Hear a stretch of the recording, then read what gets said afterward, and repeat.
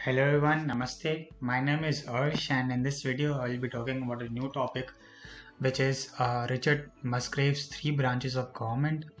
Now, this topic can also be called as three branch taxonomy or three branches of public sector, or basically three branches of government or public sector is a part of a broader vision of Richard Musgrave's about public sector and public goods. So, specifically, three branches of government include stabilization branch, allocation branch, and distribution branch.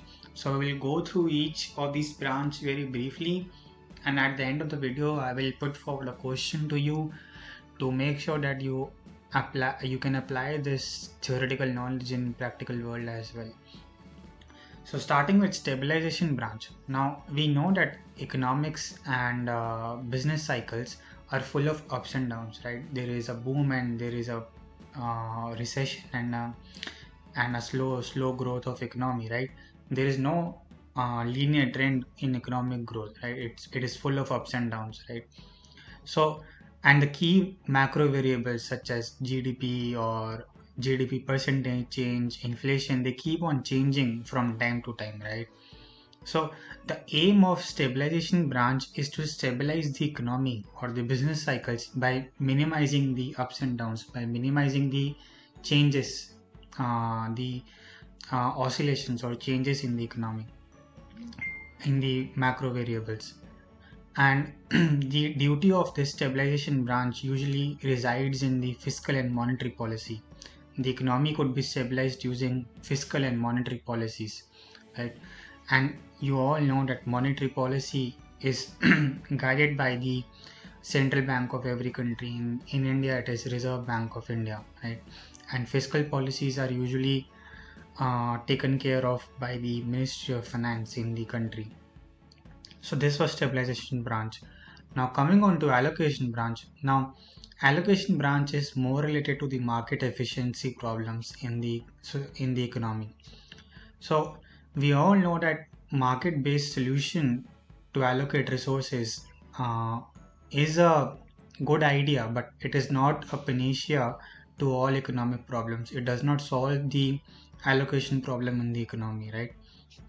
Because usually the problem arises is because of the impractical assumptions which the economic theory holds till now, which is not applicable in the real world, right?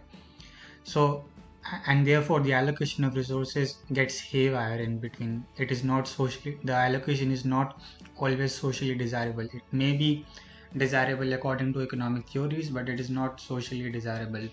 So the aim of this allocation branch is to restore the allocation of goods and services in the economy which is socially desirable, okay, which is socially acceptable. And this allocation branch and this allocation of goods and services in the economy can be done through various tools such as price controls, rationing, and reducing information asymmetry and other tool. And there are various tools to allocate resources in a socially efficient way.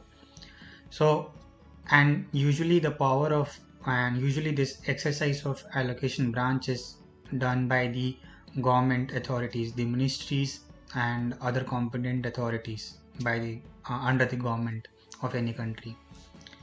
The third branch is distribution branch. So this distribution branch is closely associated with allocation branch. So it usually the need for distribution or a branch usually arises because when we leave the market on the basis of on the invisible hands, the laissez-faire theory, so it does not lead to socially equitable distribution of resources in the society and economy, right? It may not lead to optimal welfare. For example, if a particular if individuals start investing in only profit generating sector, then it may lead to concentration of wealth in that sector and people associated with that sector, which leads to inequality in the country. So this is also something known as feedback loops, right? And of course, as I said, that it leads to the problem when we leave markets to invisible hands, it usually leads to inequality in the society. So the aim of the distribution branch is to uh, reduce this concentration of income and wealth in a particular sector or in hands of particular group of society, in group of people in the society, and to make sure that the society is more equitable in nature. And this could be done by the government, okay, by giving free education. Like in India, there is Right to Education Act, where everyone has a right to get education, primary and secondary education. Right, in some countries, the right is exercised till higher education.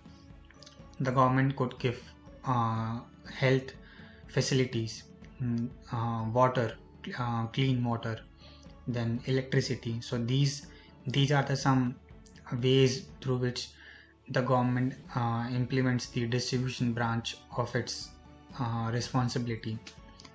Okay, so these were the three branches of government, the three branches of public sector. Now let's see whether we understand this theoretical knowledge about Musgrave's three branch of government in real world or not. Okay, so when the central bank is one of the functions of central bank is inflation targeting, right? So when the central bank is performing its function of inflation targeting, to which branch of government does this correspond to? Okay, and the second question from my side to you is that when Indian government is giving a scholarship program that provides funding for students that are accepted to top foreign universities, then this function of government or this scheme of government, where in which branch does this scheme of government belong to or corresponds to? So let me know your answers. If you are able to answer these two questions, then I think I was successful in explaining the theoretical part of three branches of government. If not, then you can let me know and I will try to explain it in a much better way. And this is all from my side. So thank you so much for listening to me, and I hope you learned something from this video. Thank you. Bye.